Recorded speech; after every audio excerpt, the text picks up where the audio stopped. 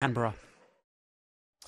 So many different things to pour over in this budget. One of them, WA's GST deal. It's forecast to cost federal taxpayers just shy of $53 billion over the next decade. The original estimate, and that didn't include one of the years, it was $9 billion. Last year's budget thought $34 billion, now $53 billion.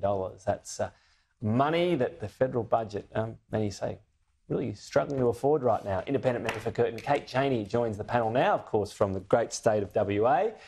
That figure, I mean, that doesn't feel sustainable, does it? That's going up and up. That's so much higher than when this deal was originally struck. Is it becoming unsustainable? Well, WA is still subsidising the rest of the country to the tune of 30 cents in a dollar.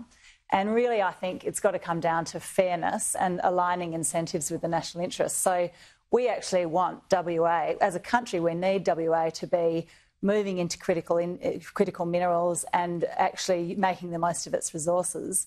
You have to actually make sure that the GST deal is set up to incentivise WA to do that, not penalise them from doing that. So, I think we can have discussions about how the country chooses to pay for it, but it has to be driven by fairness. That level, though, where it's got to, as I said, when the deal was struck, it was thought to cost $8.9 billion. Even Colin Barnett said, gee, the next move up to 75 cents in the dollar, we don't even need to go ahead with that anymore. I mean, as a Teal MP, so-called Teal, I don't know if you brand yourself one or not, community MP, we always hear its politics a bit differently. Your electorate might not be better off by a change to taxes, but it's better off for the country. Do you have a thought of whether the GST deal is good for the country right now? What is good for the country is for WA to be incentivised to lead the decarbonisation that we need to do. And that means being incentivised to develop our minerals. The way the GST was before this deal was done, that incentive was not there. Has it gone too far, though? Well, no, I don't think so. I mean, at the moment, if we didn't have this deal, under the previous deal, states are not incentivised to develop their minerals, but they are incentivised to maximise their gambling revenue. Because that's not counted in the income calculations. So we've got to make sure that whatever we structure is actually driving what we want the states to do in the interests of the whole country. Do you welcome the Future Made in Australia policy then when you talk about that investment you want to see in WA? Do you think that's a winner for the government in WA? Well, I've been calling for a response to the Inflation Reduction Act for a while, and the Future Made in Australia does appear to be that. So I do absolutely welcome it, and I think it's really important. The world has changed, and countries are trying to get a step up in the new economy. What do you think of Peter Dutton's Billions for Billionaires line today in relation to that? I don't understand why the opposition would be opposing this when it is so clearly in the interests of our long-term prosperity. What it comes down to, though, is whether or not they can actually deliver on it. And I think it's going to be really important that we have transparency about the analysis that's done that's driving these investment decisions so that we're actually seeing investments in areas that can eventually stand on their own 2 feet rather than pork barrelling or, mad pet projects. The plan will need some legislation. We've already seen some opposition from the Coalition and the Greens today when it comes to the green hydrogen, critical minerals production, or I should say tax credits. Do you think that those are a good idea? Would you support that element? I absolutely do support production tax credits because I think it makes sense to only spend taxpayer money when something's actually produced. So instead of upfront grants with production tax credits, the taxpayers only pay when we actually get something, when something is processed. So it makes a lot of sense to me to structure any support based on outputs rather than, ideas. Do you see this in the same scope or ambition as, say, Ross Garnaut, Rod Sims? They've got the Superpower Institute, and a lot of the Made in Australia policy, it looks like it was almost replicating what Professor Garnaut and Rod Sims argued to the Press Club a couple of weeks ago. They're talking about the massive potential for hydrogen, green hydrogen, and that we could have a resources boom comparable and even bigger than anything we've seen previously. Well, WA is not shy of big infrastructure, and we built a pipeline to Kalgoorlie which unlocked the gold rush 100 years ago, the North West Shelf infrastructure that unlocked gas. We are now on the cusp of our next big wave of prosperity, and it's got to come from critical minerals and renewables.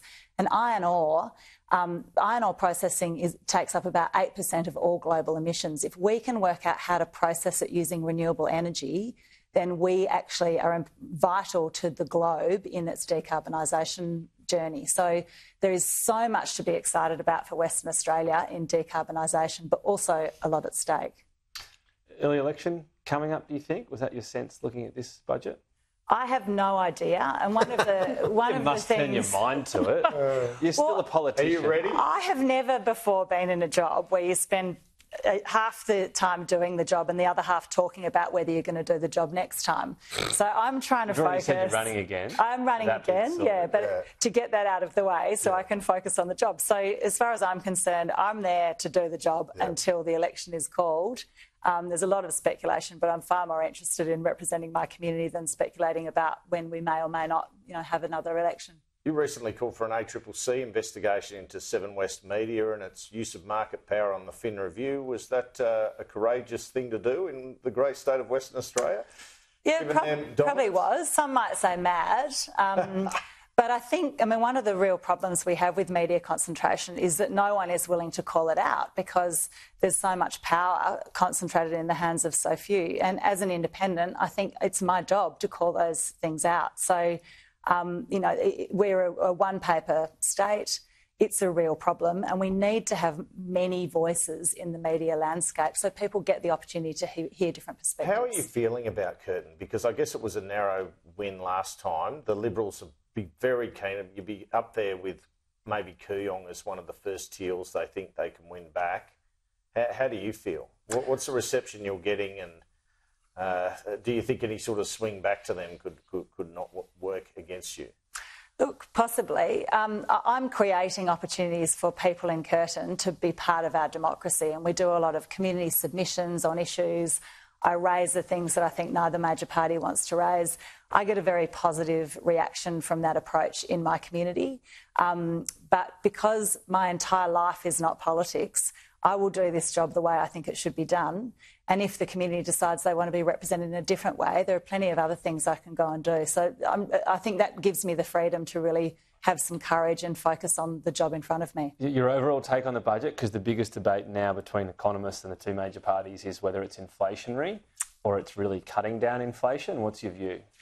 Well, it's a really tricky one. And when the economists disagree on it, it's very difficult for me to believe I know the true answer. But, certainly if you look at something like the energy relief, while it may not have an inflationary effect on the measure of inflation, it's also hard to imagine that it doesn't put more money in the economy that people will spend. So I think we're on a knife edge in terms of what the impact is on Does inflation. Labor own the inflation story well and truly from here on in, given the call they've made and them being convinced it'll bring it down? If it doesn't, it's on Labor?